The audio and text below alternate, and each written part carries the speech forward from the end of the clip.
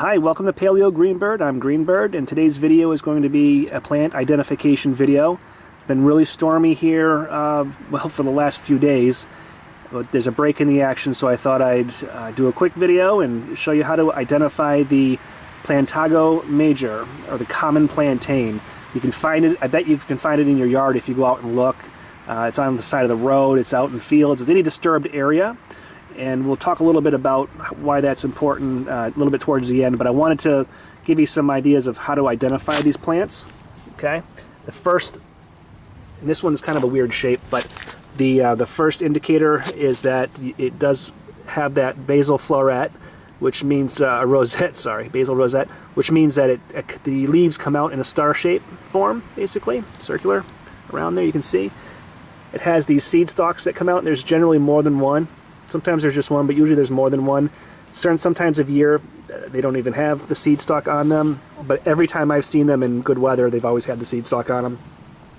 Another thing that you can tell, it's starting to rain on me, is that these leaf patterns, you'll see the leaves, the veins in the leaves go north and south.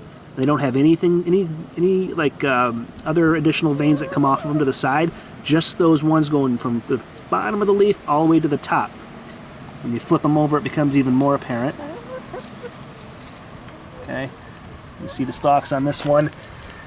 And if I recall, I remember seeing one over here that's a little bit better of an example. Here it is right here. See how star-shaped that is?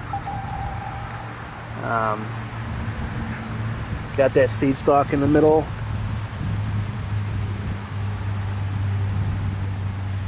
Yeah, you can see the basal rosette.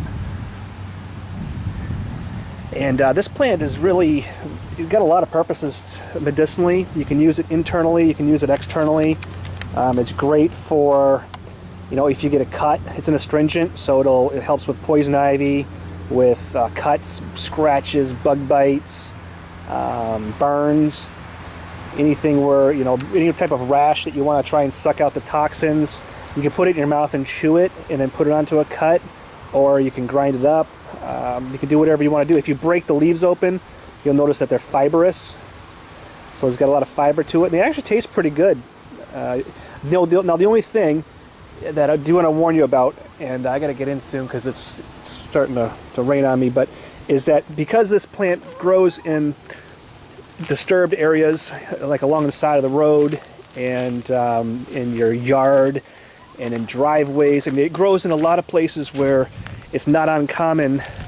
See, here's one right here. It's not uncommon to be in an area where it's likely to be sprayed by pesticides, you know, other types of things. So be careful where you harvest these. If you're going to eat them, make sure they're in a place where you feel like it's kind of off the beaten trail.